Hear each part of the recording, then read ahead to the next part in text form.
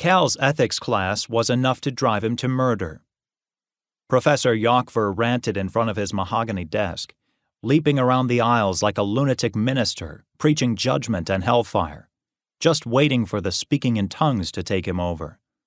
He threw up his pipe cleaner arms and gestured wildly, fingers waving like tendrils as he chanted, "What is evil, children? What is good? What is evil? Do you know?"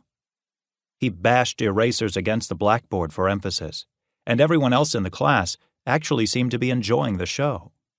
"Do you know, children? Do you?" A freshman in the first row scribbled notes so quickly he looked like a Boy Scout trying to make a campfire by rubbing two sticks together.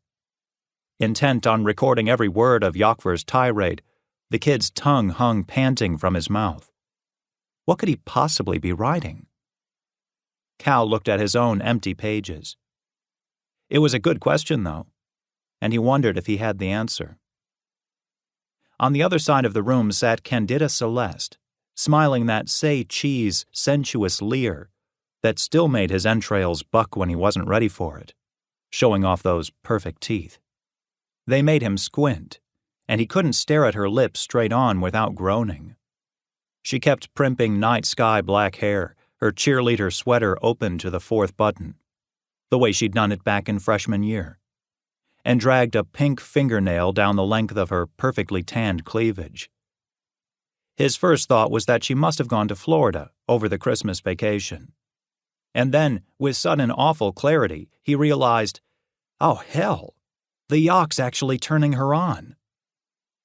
Cal felt a painful twinge behind his eyes. This seemed so surreal in its own way. He coughed, shook his head, and checked his watch. 8:15 a.m. Another hour and 20 minutes of doom in the morning. "Are we keeping you from some appointment of great importance, Mr. Prentice?" Professor Yokver asked, wheeling in mid-stride, pacing down the aisle, up the aisle, down the aisle. The Yok knew how to throw in this funky southern drawl when he wanted to, playing into the juice of a Flannery O'Connor character, or maybe a Georgia Peach from Carson McCullers. At last he stood before Cal's seat and bent to examine him with a humorless smirk. Glancing to the left, Cal gave the professor the slow once-over as they watched each other, nearly chin to chin. Up close he saw the polka-dotted tie hanging askew, the finely trimmed goatee, slightly off-center and pointing at an odd slant, long hair tied into a ponytail that trailed to mid-spine. Chalk dust clung to him like mist. His spindly arms flailed so fiercely that he knocked his own glasses off, made a wheeling save, and caught them before they hit the floor. It was a nice move, actually, like the kung fu guys who toss the knives and catch them spinning as they come down, and Cal was sort of impressed. "Please, don't let us stop you, Mr. Prentice." "Ha! Yes!" Yokver hissed against the lenses of his glasses and wiped them on his lapels. The swank patterns in the hipster sports jacket entranced Cal for a moment as he tried heading into the swirls. You could ease yourself down into them, diving deeper, and never surface again. "And where were you, What reverie snared you away from us, eh?" An oncoming migraine set a tightening pair of pincers that took a mean hold.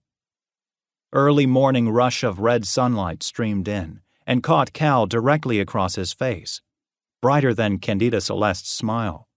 The Venetian blinds opened just wide enough to nail him. He winced and reared his head back out of the glare. Everyone turned in their seats and stared at him. It got like this sometimes. What were they all checking out? As if someone was going to stand and point a finger and shout, "J'accuse!" It was easy to get a complex in a place like this, and he felt himself heading in that direction. The freshman in the first row overtook his burning notes, slowed his incessant writing, and finally stopped.